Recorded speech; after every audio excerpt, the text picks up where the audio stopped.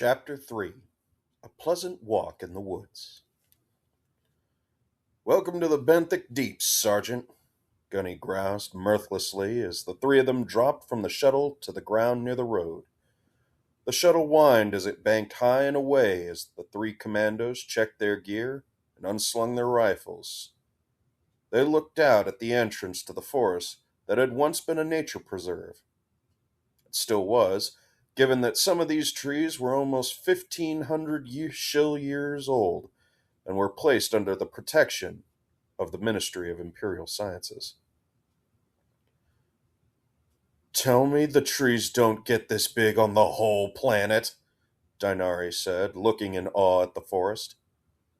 "Nah, just in this region, but there are some pretty big jungle and forest regions in this hemisphere," Narvaez responded, running a quick sweep before shouldering her pack from where she'd tossed it to the ground. "Home, sweet home. Go active camo, girls, and move quietly. Charlie's in the bush here," Gunny quipped, doing the same. You have to stop watching human movies. You're starting to talk like them," Narvaez chided before turning serious. "Gunny, you're on point. I want to reach camp before midday so we can get a secure place to sleep tonight. Dinari, you've got the rear. Keep your eyes and ears open and start learning these trails. Let's move out." The trek through the woods started pleasantly enough. It was early morning and there was still a mist that shrouded the area in a light fog. The trail was familiar, though, as they wound their way through the forest by hiking trail and deer path, shadowing the road. It would have been a pleasant walk were it not for the reputation these trails had. The pod moved silently as light slid over their active camo, making them shimmering shadows moving through the mist. A trick of the light that could fool any eye. "Hold. I got something. Something's moving in the underbrush. 10 o'clock. Dinari keyed over the comms. Smooth and silent, their weapons came up, and they halted. The area was slightly uphill, and the mist was starting to burn off. "No joy," Gunny said, moving smoothly into the underbrush by the side of the trail. "On you, Dinari." Narvaez keyed in as she stalked forward, her helmet filtering through different spectrums to try and locate what their Rikiri was tracking. They worked forward slowly. As they got closer, Narvaez's helmet started to pick up noise of shallow breathing ahead. Marking the target. Dinari's voice was a whisper. Even over the comms as her HUD marked the point in the underbrush ahead where hidden in the roots of a massive tree was a decent-sized hole in the ground. "Running a scan," Gunny said as they took firing positions. Her HUD started pinging as Gunny ran a sensor sweep. "I got something moving around in there. The hole is shallow." "Flash out!" the Rikiri stated, and the small canister sailed into the hole. "What the fuck? No!" Narvaez shouted into her comms as the grenade went off, echoing through the trees. There was a scream, and a small quadrupedal animal came barreling out of its den, only to be cut down by Dinari's well-placed round. The creature tumbled over itself, crashed into a halt. "Target dead," Dinari started to say before Gunny belted her in the jaw with one of her sledgehammer-like fists, laying the girl out in a single blow. "You stupid, knuckle-dragging shithead!" Gunny roared over the comms. "You just ghosted us, brother fucker! If they didn't know we're here, they will now!" She walked over to where Dinari was splayed out and starting to rise. Grabbing her by the chest plates, Gunny hauled the Rikiri to her feet and slammed her back against the tree. "This isn't Jape! This isn't the time or the place for fucking heroics!" While Gunny continued dressing down Dinari, Narvaez moved over to inspect the kill. It was a black bear, and the shot had been a good one for how fast it had come barreling out of its den. "Well, if the insurgents still don't know we're here, Cryptid sure does," Narvaez said, turning to the two commandos.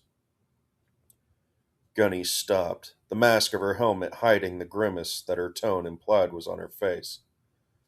We'll be getting a visit tonight for sure, Narvaez said as she walked lightly toward the two commandos.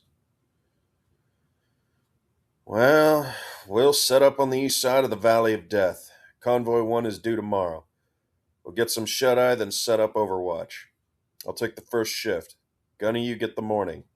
Dinari, you get the night watch, she said, her tone final and making her displeasure known.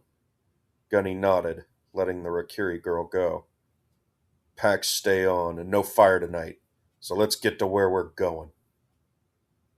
Day 1 and cold rations already. It's gonna be one of those hops, Gunny groused as she took point and started to lead them out again, with Narvaez and Dinari in tow. The fog burned off by mid-morning, and the girls stopped for a breather before pushing over several hills and gullies. As the sun began to set and the gloom started to settle over the forest, Gunny suddenly veered off the trail and cut through the underbrush to a small copse of trees. Pushing through, there was a small sheltered area flanked by massive fallen tree trunk and well hidden from view. Welcome to Benthic Manor, Sergeant. Amenities not included, Gunny said darkly. Best vantage is up there on that log. Gives you a full view of the two approaches, Narvaez said, marking the position on their HUDs. We'll set traps along those positions and we'll get an alarm wire going around the rear. Once we're done, we'll grab supper and bed down. Tomorrow might be an eventful day, so get what rest you can. They passed the rest of the evening in silence, with Dinari brooding and Gunny going almost immediately to sleep once they'd established a perimeter. Major? Dinari's voice came over the private channel as Narvaez pulled herself up to the lookout position. Get some rest, Sergeant, Narvaez said wearily as she settled on her perch. I'm sorry I acted without thinking. Narvaez waited for a moment, thinking over all the different ways she could answer. It happens, she said after a long pause. Chalk it up and do better next time. Yes, ma'am. She heard Dinari key in before she saw the girl settle in next to her pack. Narvaez also settled in and started scanning the woods as the sound of the forest enveloped her. What in the... Where's my canteen? Dinari's voice broke the silence of the pre-dawn morning. As they woke up and prepared for the day. What? Narvaez asked, removing her helmet to eat the human-made power bar she brought with her. My canteen's not in my pack. Gunny looked from Narvaez back to Dinari. Wow, first night, too. Welcome to the pod, Fuzzy, she cackled as she quickly did an inventory on her own pack. Narvaez also did an inventory of her gear and found nothing of hers missing. Dinari, on the other hand, my ration bars are gone too! This isn't funny! She hissed as she finished checking through her pack.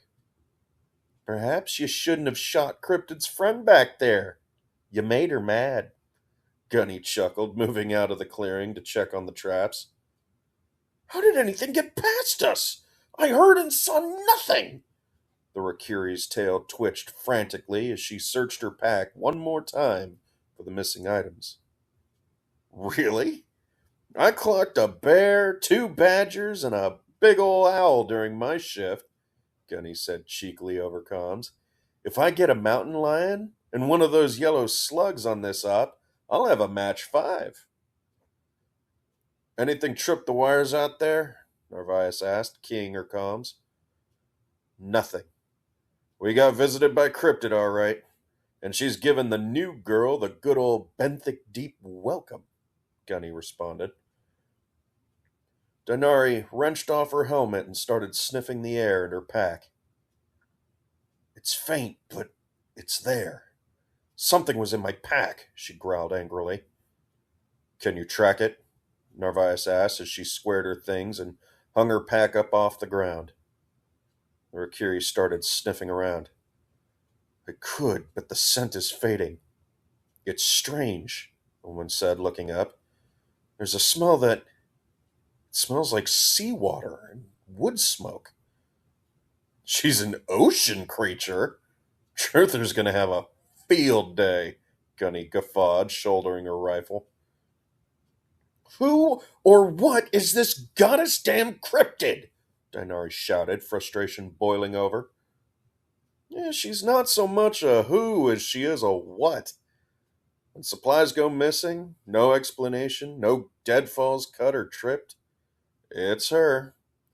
Post the watch with double the lookouts. Still, things missing the next inventory. Gunny's smile evident in her tone over the comms. That's Cryptid. She never kills. She never even hurts anybody.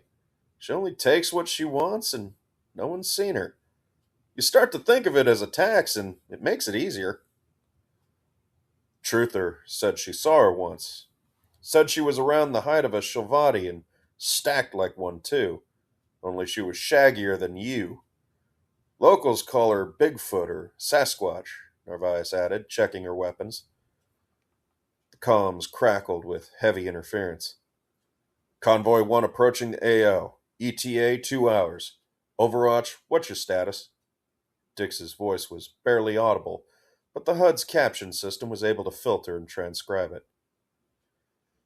This is Pod 19 actual. Overwatch copies. On station in 1 hour, Narvaez replied, using a hand signal to the two girls to move out. No hunting the cryptid today, Sergeant. Come on, the Empress isn't paying us by the hour, Gunny practically sang as she led the way out of their camp. As the dawn broke, the light chased the gloom away to reveal the forest again, shrouded in mist. The walk was quiet as the trio made their way towards an area of the road that had cut through a hill. The effect was a human-made valley and a clear swath on either side running north through the forest. The crest to either side was where the tree line started, and this 3/4 mile stretch was the favored ambush site, as there were plenty of cover and high ground for the insurgents to attack the vehicle convoy, while at the same time funneling the APCs into a narrow straight corridor. The Marines called that stretch of road the Valley of Death. With orbital and aerial bombardment forbidden, the area was a favored haunt of insurgent teams, and their pod had been deployed to clean out this forest several times already.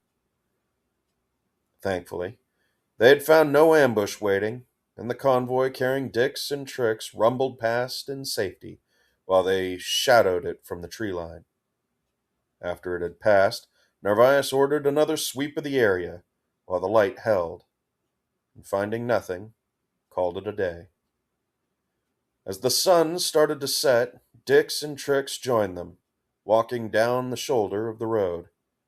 The convoy, having left the area, dropped them off, and they had hiked back to their sisters to get ready for the next convoy in 2 days.